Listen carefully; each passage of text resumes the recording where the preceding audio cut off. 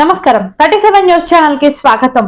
1000 కిలోమీటర్లు పూర్తయిన సందర్భంగా నెల్లూరు కరెంట్ ఆఫీస్ సెంటర్ నందు కేక్ కట్ చేసి ప్రజలకు జగన్మోహన్ రెడ్డి ఇన్ని రోజుల పరిపాలనలో ప్రజలకు ఎంతగానో మేలు చేశారని, తను ప్రజల మనిషిని, ప్రజల కోసం ఎంతో సేవ చేశారని, తాను చేసిన సేవలు ప్రజలకు తెలియజేయడానికి ఇడుపులపాయ నుంచి ఇచ్చాపురం వరకు పాదయాత్ర చేస్తున్నారని కొట్టిపోగు బసవరావు తెలిపారు. ఈ కార్యక్రమంలో భాగంగా పల్లాల శ్రీనివాసులు, మన ఎంఆర్పీఎస్ ఫౌండర్ శ్రీరామ్ మురళీకృష్ణ, జిల్లా కోర్టు న్యాయవాది టీజై చంద్ర, జిల్లా కోర్టు న్యాయవాది కాకుటూరు శ్రీనివాసులు, ఎంఆర్పీఎస్ జిల్లా అధ్యక్షులు ఫలాల సునీత, ఎంఆర్పీఎస్ రాష్ట్ర మహిళా అధ్యక్షురాలు సయ్యద్ అబ్దుల్ రౌఫ్, ముస్లిం మైనార్టీ సంఘానికి జిల్లా అధ్యక్షులు సిద్ధవరపు పెంచలయ్య, కె సీనయ్య, పాలూరు పృథ్వీ, వైఎస్ఆర్సీపీ పార్టీ కార్యకర్తలు, అభిమానులు తదితరులు పాల్గొన్నారు.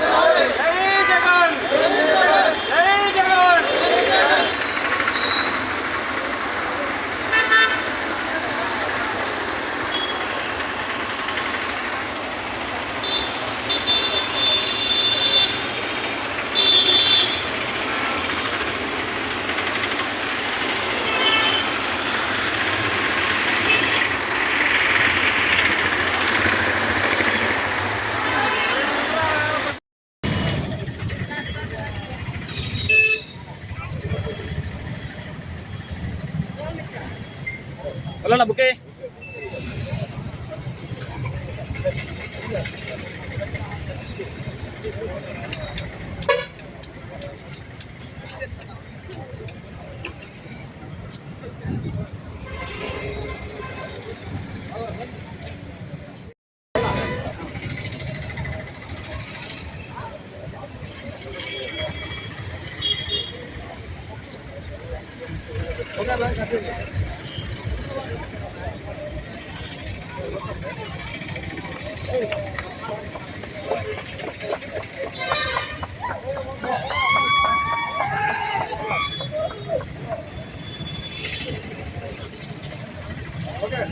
కంగ్రాచులేషన్స్. 1000 కిలోమీటర్లు పూర్తి చేసిన ఘనంగా బసవరాజు గారికి మా సంఘీభావం తెలియపరుస్తున్నాం. కేక్ తిప్పుకుంటా స్వామి, కేక్ అంత తిప్పకూడదా?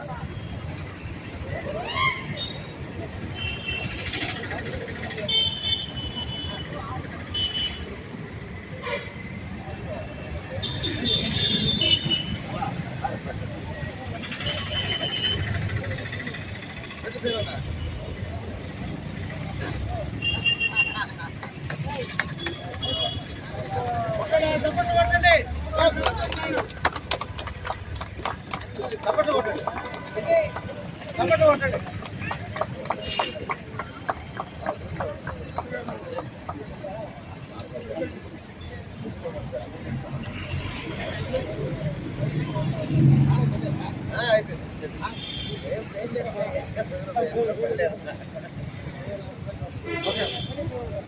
నిజానికి ముందుగా నమస్కారం.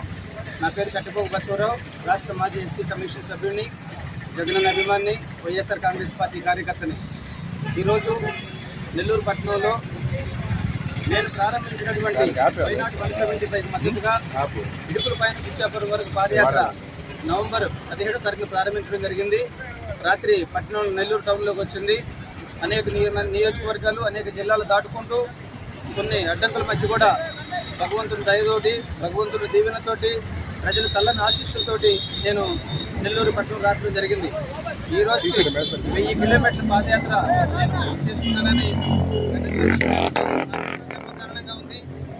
ఈ రాష్ట్ర ముఖ్యమంత్రి గారి కోసం, వైఎస్ఆర్ కాంగ్రెస్ పార్టీ మళ్ళీ గెలిపించడం కోసం నేను ఆయన అభిమానిగా ఒక వైఎస్ఆర్సీ కార్యకర్తగా 1000 కిలోమీటర్ల పాదయాత్ర పూర్తి చేశానంటే నాకు ఇంతకన్నా నా జీవితం మరొకటి కావాల్సింది ఏది ఉండకపోవచ్చు. నా జీవితం ధన్యమైందని కూడా నేను ఈ సందర్భంగా నేను తెలియజేసుకుంటున్నా. ఎంతకాలం బ్రతికామన్నది కాదు ముఖ్యం, బ్రతికినంతకాలం ఎలా బ్రతికామన్నదే ముఖ్యమైన ఈ రాష్ట్ర ముఖ్యమంత్రి గారు అనేక సందర్భాల్లో అన్నటువంటి తీరు, ఎస్ బ్రతికితే జగనన్న కోసం బ్రతకాలి, చనిపోతే కూడా జగనన్న కోసం చనిపోవాలనేటువంటి ఒక ఆలోచన చొప్పున నేను ఆయన అభిమానిగా ఈ నిర్ణయం తీసుకోవడం జరిగింది. ఎందుకు వైనాట్ 175 175 స్థానాలు 170 స్థానాలు ఈ రాష్ట్రంలో ప్రజలు ఎందుకు గెలిపించాలి, జగనన్నకి ఎందుకు కానుక ఇవ్వాలి, నెంబర్ 1. నెంబర్ 2, జగనన్న మీదే ఎందుకు నమ్మకం ఉంచాలి, నెంబర్ 2, ఎందుకు ఈ రాష్ట్రానికి జగన్మోహన్ రెడ్డి గారు మనకు అవసరం అనేటువంటి విషయాల మీద విషయానికి వస్తే, జగన్మోహన్ రెడ్డి గారు ఈ రాష్ట్రానికి ముఖ్యమంత్రి అయిన తర్వాత అనుకోని రీతిలో ఒక కరోనా వైరస్ అనేది, ఒక కరోనా మహమ్మారి అనేది ఈ ప్రపంచాన్ని గడగడలాడించింది.